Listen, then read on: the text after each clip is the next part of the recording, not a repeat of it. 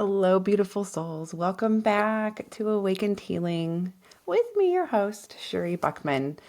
Uh, Again, let's keep rolling into the season of microcosmic healing. We've been on a very interesting journey, especially this month, talking about shadow selves and our own self limitations and dark night of the soul, all of these pieces. But it's all building to me in this perfect alignment of what needs to be spoken about, in this pattern. Because understanding these pieces and putting it together in our own self healing journeys, right? And our own evolvement and growth, because that's what this is all about. This is what I'm about. This is about what we're talking about this season, and this is truly like my cup of tea. Now I want tea. Oh boy. Anyway, we're gonna go further, and today we're gonna be talking about finding courage. Because as much as we talk about all of these pieces of facing our shadow self, of getting through and going through the transformative experience of the dark night of the soul, the thing is that any of this couldn't be possible without finding a little bit of courage. And honestly, I can understand why some of you are like, oh, but that's not me. That's scary. Yes, it is. And I am validating you. It is terrifying. Absolutely. And I will tell you, I have not been one. Actually, it's kind of funny. My story, I think, of who I was before and who I am now. Because who I was before my awakening experience, that me who was full, I had no self-esteem. I was not sure of myself. Again, as a very sensitive empath, I always kind of molded myself or acted a certain way or spoke a certain way around certain people just to make sure that I fit in or that I wasn't rocking a boat, because feeling big emotions off of other people was so overwhelming for me because I didn't understand or couldn't balance that. The thing is that then some people would have called me, having some courage, because I was loud. I was the first one to kind of, back in the day, be the first one on the dance floor or to, I guess, make a scene. Like that was always me, right? I was loud and all the things. But that was a very superficial version. And that's the truth. While I liked getting people going, I didn't mind being that first one out there. And people always joined me. But it's very different when you're doing it for yourself or speaking your truth or coming into a new phase of being, right? It's a completely new beast.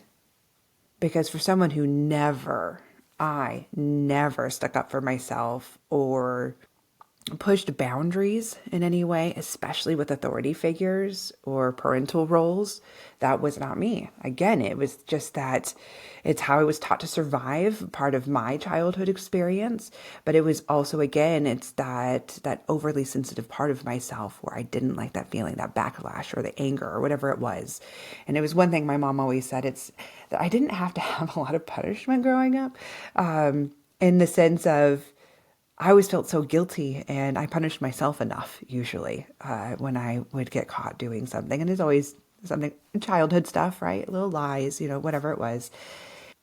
But it wasn't until after my awakening and truly going through the full process of really going through and weeding through my false beliefs, finding my own truths, finding my voice, my true authentic self. And then guess what? I had to go through this super, super long phase of courage. In fact, this is something I am constantly doing. And please know, and I love it. I have even people on my team who have said this over and over again. And I tell them I was terrified up there. That was really scary for me to do what I did, was whether it was speaking at an event, live in front of people, doing this, talking on this podcast, or putting myself out there in any way is terrifying for me. But I am told now, it's like, but you do it so easily and it comes off so natural. Like you don't look scared. Well, that's telling me something there too, because now it's turning into something and molding into something different. And that's what I want to talk about. I want to talk about comparing in my journey of what I went through and finding finding the courage to live a life being authentically me, of speaking my truths, of not being afraid to stand up for myself or for other people or for the the things that I feel that are important. Because trust me, this was not me. This was not me not that long ago. If someone gave me their opinion, I felt it was like the truth and I needed to shut down because my version of it wasn't worthy enough. And see, that's all wrapped in there. That has to do with that self-worth, that self-esteem. It was very low. I couldn't find it because I had lived in survival mode most of my life. Most of my entire life was lived in survival mode. If that's you, it's okay. If that was you, I'm validating that you are not alone, and that if you're here in this moment and listening to this and still drawn to this, then please understand that this is something new and different that's happening for you.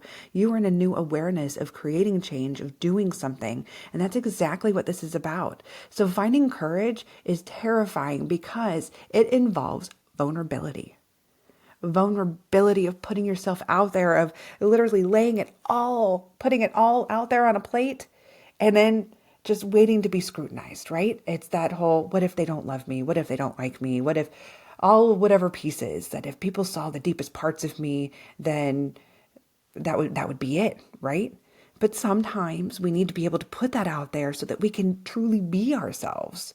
And so, yes, it takes vulnerability in finding courage. And also it means facing change. We are hardwired as human beings to fear change. It is to fear change and to fear the unknown. And so that's something during that phase of that awakening, as I have mentioned several times, this awakening of ours is about turning autopilot off. And when you turn autopilot off, then we get to put an intention and we get to be more aware about that, about our fear of change and our fear of the unknown. And then we have to work with it in that aspect of finding courage and doing something about it, right? And not only that, so we had vulnerability and courage, but it's also accountability. Accountability is a rare thing to have in this world, for someone to be self-accountable, to be self-aware and accountable for our thoughts and our actions, our words and our inactions, and all of the whole spectrum of everything that we generate, including the energy that we put out. That's a lot, and that is scary. But I want to break this down and to understand that finding this courage is something beautiful and it takes practice. And I want to share this analogy with you. It's something that I wrote. It's actually, if you go to my website, just know that my new website is coming up. It will be up very soon. But I have a free ebook download. It's the first ebook I wrote, and it's on the self-healing journey. And this part is in there too. Please go ahead, SherieBuckman.com, go find it. You can get the download. If it's not, my new website isn't up and functioning yet, then please just subscribe to the newsletter and I will automatically send you a copy. So in case you're interested. But I like to break down healing in this aspect, and it has to do the same thing with courage. So let me share this with you. Healing is like beginning to work out or exercise. So we have these new fitness goals, but it's understanding and having the knowledge, right, that you don't reach your fitness goal in just one workout. That doesn't happen. It takes intention, dedication, ambition, and awareness that it will hurt. To burn calories or build muscle is a journey of discomfort and strain, just as your path to self-healing. You're going to have moments where you have to push yourself further than you thought capable, making yourself sick, tending to the wounds and pulled muscles. Yet, this is where you begin to see the magic happen. It's right there. It's pushing yourself past those limitations and those boundaries that you didn't think that you were capable of. Yes, I'm saying it again because it feels so important. I can feel it right here in my chest, like something is breaking open. Because it is in those subtle and small changes that were not there before. That's the magic, and that's the change. And then you realize that all the pain and suffering that you went through was for a reason. You never understand it when you're in it. We never do. We never understand the pain. We never understand the heartache. We never understand what feels like torture. You won't see it when you're in it. It's always afterwards when we can look back and we can see in the comparison of the before and the after and seeing these small changes. And it may take a while, but eventually you shed the old version of yourself and step into who you have always wanted to become. Meeting those beautiful goals and shaping yourself into, it's not about the most beautiful or best part of yourself. It is about tapping into, because it's not about the physical part of us, right? So when we're going to the self-healing journey, it's not really about setting this goal to be a more beautiful version, right? It's not about that. It's not even about, it is, yes, about we wanting to be your true self and all of that, but it's more of a feeling.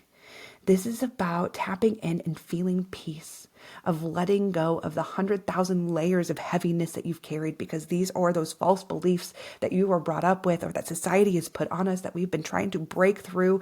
And that fear and that fear and that fear of stepping out to be ourselves. That fear does not go away. I feel it constantly. I want you to understand this. This is such a big and powerful journey to find this courage. And it takes so much work and awareness.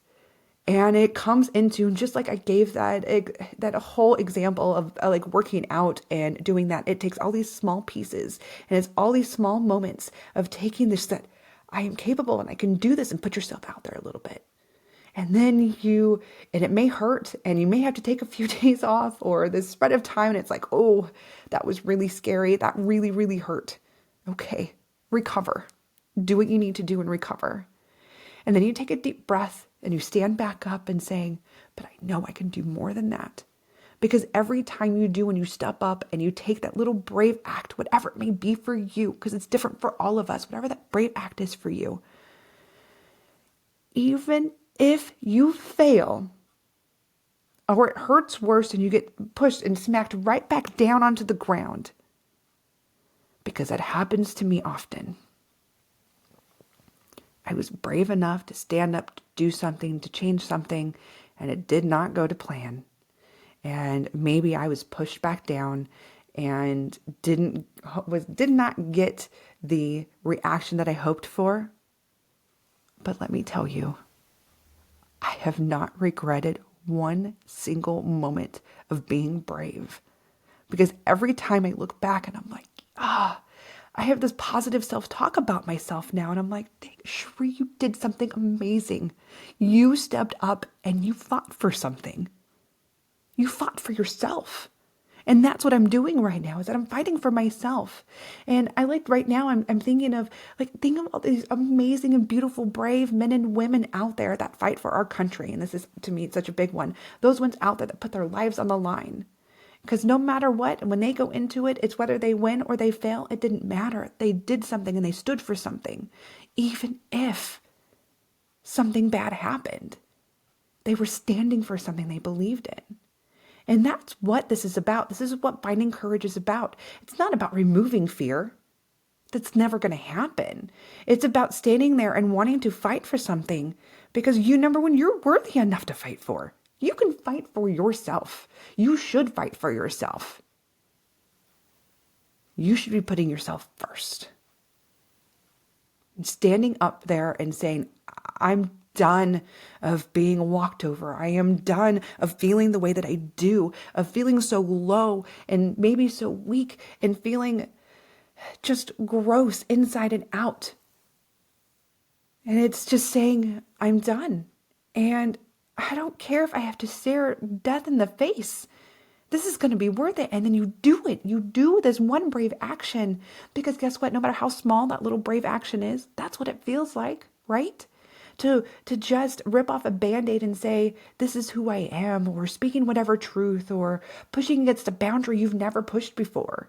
speaking up for yourself or starting an argument that you've never done before, whatever it may be. But it feels amazing once it's done. Even if it doesn't go according to plan. It happens all the time. Never goes according to plan. Sometimes it goes way better than I could have imagined. And sometimes I have no idea if I did anything that was worth it until I look back and see this trail. Because all of a sudden, I have someone telling me, you're inspiring me to speak my truth. And the thing was, is that in the beginning, that's not even what I was doing. I was just trying to heal myself. But I think that's the biggest part. And that's what I wanted to share with you, that what you do for yourself, you are inspiring and you're making so much great change. You are putting out this massive ripple effect that affects not only people in your life that are watching, but now we're talking about society, we're talking about the world, and yes, we are talking way past that, universal. These ripple effects are huge. People feel it and they see it. Like I said before, we're all learning to be human by watching each other. No, none of us got the book on how to be. None of us did. This is all about trial and error. That's why there's no such thing as good or bad. It's just experience. You made choices. It didn't work out. Make a new one. We learn from that old one and we make a new one. And that's the thing about courage, is that sometimes we have to test how far or how much we put in there. It's like building those boundaries. It's the same thing. If you've never done it before, sometimes we go way too high or sometimes we go way too low, and it's finding that balance in there. Because the one thing when it comes to courage, and especially when we're at courage and we're talking about self-healing, there is a lot of hesitation in going here.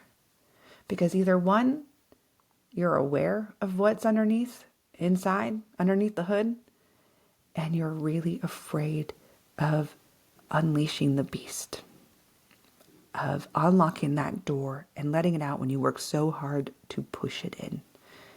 Or maybe you're not aware, and that's just as scary, because again, we're hardwired to fear the unknown, and we don't know what we're going to uncover if we really start digging deep.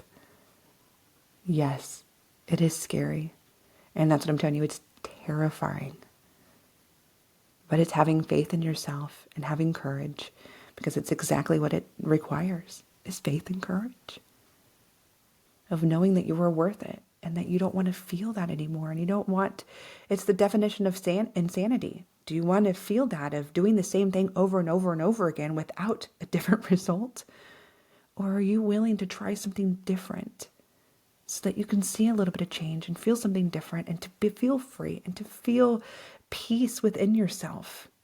Because let me tell you, the more I've allowed myself to do this, and let me be clear, this was not alone. I have a beautiful community, a beautiful friendship team. I have family. My husband is so, you know what? Honestly, every single person I have in my life, because everyone who's in my life are aligned with me. I don't want to say they earned, because that's not something. It's who have I allowed in there that are aligned with me. Every relationship in my life is positive and it's beautiful. We encourage each other and we inspire each other. And let me tell you something. I do not have one person in my life who puts anybody down, who yells or anything like that. That does not exist in my life at all. Because I had the courage to stand up and kind of weed through and saying, I don't deserve that. And because I don't deserve that, I also have this self-awareness and self-accountability that I don't project it either. I make sure it's the same thing. I treat others as I want to be treated in hard times and everything else. I will speak up for myself, but I do it in a way as I want people to stand up for themselves with me. And it's with love and respect, not going too harsh and not going too small, speaking the truth. So the point is that the beautiful people in my life have encouraged me, have allowed me to be me. And 100%, my team included, my awakened healing team. They are a huge reason why I still get to do what I'm doing, because they encourage me, and because I get scared a lot. I get scared to keep speaking, and I am reminded that I'm doing something that makes a difference. And so I want to be that person now to continue that cycle, to say that you doing the scary things and doing them for yourself and speaking your truth, you are making an impact and a difference in this world too. You are inspiring others around you, and you may not see it. You may not see it directly, but I do hope that one day you're going to hear it, and you hear that in some way, shape, or form, and someone said, you inspire me, or thank you, or you're going to start recognizing people doing some new, they're talking differently or acting differently, and you recognize it because you started something for yourself. Please remember that courage and vulnerability, they equal growth. So as we're growing and we're evolving, and as we are looking to self-heal ourselves, we do have to do those hard things. Straining ourselves and doing, again, going past those self-limits. Because to me, it's this huge analogy of working out. So I work out a lot. I do a lot of strength training. And I had to learn that my brain tells me that I can't do this much, or I can't do that. Either because things that I've collected throughout my life, because either I'm a woman, or I feel that I'm weak, or that I'm going to hurt myself. But I've done it in stages of allowing myself to get there. And if I see something impossible, I'm going to work towards it. You know, I don't know, it's a workout example here, but I think it's relatable. One goal that I had that I thought was completely impossible is I wanted to be able to do a pull-up on my own. And it took months and months and months of training to be able to, and now I can do a bunch on my own. And this is also the same as finding that courage of understanding that it takes a lot of practice, a lot of doing a lot of tiny, small, little things. Of maybe it's just because you are not one to ever speak about what you want for yourself, not even what you want for dinner, or what your favorite color is, or, even the smallest things in life. And those are your small build up practices of building boundaries, of being able to say no to somebody, or being able to understand or find what your purpose is or what you want out of life. You have to start small. So it's starting that build up stuff so that you can get there.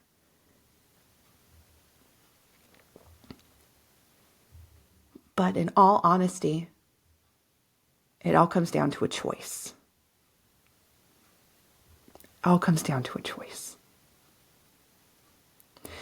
The difference between you and all the beautiful, brave, and great people that you admire in this world, the only difference is that they keep facing the hard things and they keep doing it. They keep facing their fears. They keep going past all the roadblocks, all the things that they've been told no. They keep going and they keep going. They chose not to let fear stop them from doing what they felt in their hearts. If you stop living because of your fears, then you give up on all the possibilities and true magic life has to offer. Because the truth is, you will fail. You will lose, you will get hurt, you're going to get laughed at, and you will eventually die. This isn't meant to be harsh, but this is the truth. And if we can get past those fears of, I don't want to fail, I don't want to be laughed at, I don't want all of these things to happen. The thing is that all of us have experienced these hard things. And it's part of lessons and growth of how do we deal with them. And we can't stop living life because we're afraid of it. Because also, instead of having the mentality of the worst that can happen, what about the best? What the best can happen? What if the best can happen?